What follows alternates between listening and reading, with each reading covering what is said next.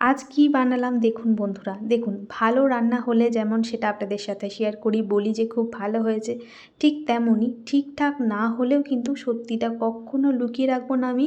কারণ আমার কাছে নিখুঁত রান্না বা নিখুঁত কাজের থেকে সত্যতার গুরুত্ব অনেক বেশি। তো আজকে একটা রান্না করেছিলাম, তো সেটা কেমন হয়েছিল, কি ভুল হয়েছিল, সেটা সবটাই আপনাদের সাথে অবশ্যই শেয়ার করব।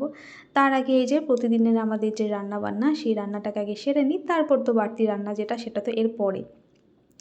তো এই যে মিঠির বাবার খাবারগুলো রেডি করে দিলাম। আজকে রান্না হয়েছিল ভেন্ডির তরকারি, আর এখানে মাছ আর ডিম মিলিয়ে মিশিয়ে একটা ঝোল করেছিলাম, সোয়াবিন আলু পটল এইসব দিয়ে আর কি। তো এটাই হয়েছিল। এখন মিঠির বাবার খাবারগুলো গুছিয়ে দিচ্ছি। আর আগের দিনে ছোলার ডাল হয়েছিল রাত্রেবেলায়, সেই ডালটা ছিল, সেটাই ওকে দিলাম টিফিনে। আমরাও খাবো ওই দিয়েই, টিফিন খাবো মুড়ির সাথে। আর টক দই আছে, শসা ডিম সেদ্ধ সব দিয়ে দিয়েছি। ওর খাবারগুলো আগে গুছিয়ে দিয়ে তারপর সেই রান্নাটা শুরু করি, চলুন বন্ধুরা। তো দেখুন বন্ধুরা, একটা বাটির মধ্যে আমি এখানে নিয়ে নিয়েছি আটা। আমি ময়দা নিইনি, আটা নিয়েছি, সাথে দিলাম চিনি পরিমাণ মতো, আটার পরিমাণ বুঝে চিনি দিয়েছি, কিছুটা গুঁড়ো দুধ। এক বাটির মতো আটা নিয়েছি, সেই হিসাবে দিয়েছি 1 চামচ বেকিং পাউডার, 1 চিমটি বেকিং সোডা, পরিমাণ মতো লবণ, সাদা তেল, টক দই। ভালো করে মিশিয়ে নিয়ে তারপর হালকা উষ্ণ গরম জল দিয়ে একটা ডো বানিয়ে নিচ্ছি। আমি এখানে বানাচ্ছি পাউরুটি। আমার মেয়ে বলছিল বার্গার খাবে, বাইরে থেকে পাউরুটিটা কিনে আনতে। তো আমি বললাম ঠিক আছে চল, তোকে আমি বাড়িতেই স্বাস্থ্যকরভাবে বানিয়ে দিচ্ছি। তো আপনারা তো জানেন পাউরুটি বানানোর জন্য ইস্ট অবশ্যই লাগে। তো আমি আজকে যে ইস্ট ছাড়া পাউরুটি বানাচ্ছি, তাই বেকিং পাউডার বেকিং সোডা দিয়েছি। আটার ডোটাকে মেখে লেচি কেটে 20 মিনিট মতো ঢাকা দিয়ে রেখেছিলাম। এরপরে যে অল্প করে গুঁড়ো আটা ছড়িয়ে এভাবে করে বেলে এভাবে করে রোল করে নিচ্ছি। তো আপনাদেরকে লাস্টে অবশ্যই বলবো কি ভুল হয়েছিল, কেমন হয়েছিল পাউরুটিগুলো। ইস্ট ছাড়া কিন্তু পাউরুটি ভালো হয় না, ঠিক মানে পাউরুটিটা ঠিক হয় না। এর আগে আমি অনেকবার বানিয়েছি। আগে কিন্তু মিঠিকে বাইরের খাবার একদমই দিতাম না, যতটুকু পারতাম বাড়িতে বানিয়ে দিতাম। এখন যত বড় হচ্ছে বাইরের খাবারের দিকে ঝোঁকটা বেশি, কিন্তু এখন ইদানিং ওকে আপনাকেও বলেছি ভিডিওতে, বাইরের খাবারটা একটু কমিয়ে দেওয়া হয়েছে। সপ্তাহে একদিন করে ওর বাবা বলেছে বাইরের খাবার খাবি। তো এই যে এখানে এইভাবে করে একটা কেক টিনের মধ্যে একটু সাদা তেল মাখিয়ে নিয়ে তার মধ্যে পাউরুটিগুলোকে বসিয়ে দিয়ে ওপর থেকে একটুখানি সাদা তেল দিয়েছিলাম। তারপর এটাকে বেক করতে বসিয়ে দিলাম। আমার কিন্তু এটা 40 মিনিট, প্রায় 42 মিনিট মতো সময় লেগেছিল ওটা বেক হতে, তাতেও কিন্তু কালার আসেনি। অন্যদিকে কিছুটা চিকেনের সলিড পিস আমি মিক্সিতে পেস্ট করে নিলাম। এরপর এর মধ্যে মশলা দিয়ে দিচ্ছি, যা যা মশলা লাগে আর কি, লবণ, গোলমরিচ গুঁড়ো, গরম মশলার গুঁড়ো। এটা গরম মশলা বলতে এটা কিন্তু আমার বাড়িতে বানানো মশলা। লেবুর রস, আদা রসুন আর কাঁচা লঙ্কা। আদা রসুনটাকে আমি গ্রেট করে দিয়েছি, আর কাঁচা লঙ্কাটা পেস্ট করা ছিল।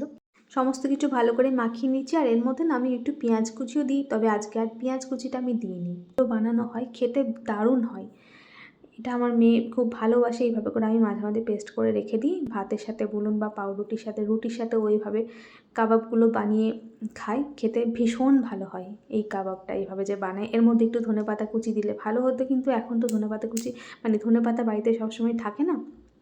এনে যে রাখবো দুদিনে, আজকে নিয়ে আসলে কালকে নষ্ট হয়ে যায়, কাগজে মুড়িয়ে রাখলেও থাকে না। তো সেই হিসাবে এখন ধনেপাতা বাড়িতে থাকে না, দিলে ভালো হতো। তো এদিকে রুটিগুলো আমি ওই যে বললাম 40 থেকে 42 মিনিট বেক করে নামিয়ে নিয়েছি। রুটিগুলো ফুলেছিল ঠিকই, কিন্তু যেহেতু আমি আটা দিয়ে বানিয়েছি একটুখানি দাঁতে বসছিল। ময়দা দিয়ে বানালে হয়তো বা আর একটু ঠিকঠাক হতো। আর যে তিলগুলো দিয়েছিলাম তিলগুলোও কিন্তু ঝরে গেছিলো, এর সাথে আটকে ছিল না।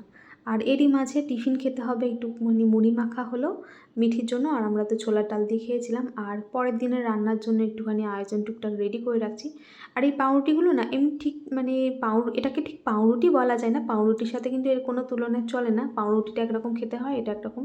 যাই হোক, কিন্তু এটি বাটার দিয়ে ভেজে নেওয়ার পর কিন্তু এটা মোটামুটি খেতে বেশ ভালোই লাগছিল। তবে না ভেজে খেতে গেলে দাঁতে একটু বসছিল, সেটা কিন্তু অতটা ভালো লাগছিল না। তবে এভাবে যে ভেজে খেয়েছিলাম তখন একটু জিনিসটা শক্ত হয়ে গেছিলো, তখন ভালো লাগছিল। আর তবে এটা আবারও বলছি, পাউরুটির সাথে এটা কিন্তু কোনো তুলনা চলে না। পাউরুটি একরকম খেতে হয়, এটা একরকম খেতে হয়েছিল। পাউরুটির মতো অত নরম স্পঞ্জি এটা কিন্তু হয়নি। তো এই যে দেখুন আমার মেয়ে এখন এটাকে কী করলো, বাটার দিয়ে, বললাম বাটার দিয়ে রুটিগুলোকে ভালো করে সেঁকে নিয়ে তারপর যে চিকেনটা আমি রেডি করে রেখেছিলাম সেটা লম্বা লম্বা করে মানে কাবাবগুলো লম্বা লম্বা করে ভেজে ভালো করে, তারপরে যে রুটির মধ্যে সস, কাবাব আর এই যে চিজ দিয়ে এটাকে বানিয়ে নিল ওর মতো করে বার্গার।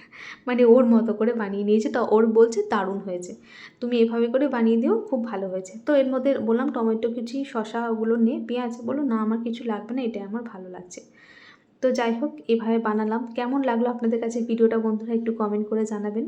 আর এই যে কাবাবটা মিঠি আমার মেয়ে দুপুরবেলায় যে ভাতের সাথেও একটুখানি ভাজলো, খেতে কিন্তু খুব ভালো লাগে এই যে চিকেনের কাবাবটা। তো এখন ফিরে এলাম সন্ধ্যাবেলা রুটি আলু ভাজা হচ্ছে, আর দিনের বেলা ভেন্ডির তরকারি আছে। তো ভিডিওটা এখানেই শেষ করছি। দেখা হবে নতুন ভিডিওর সাথে। সবাই ভালো থাকবেন। আজকের মতো টাটা।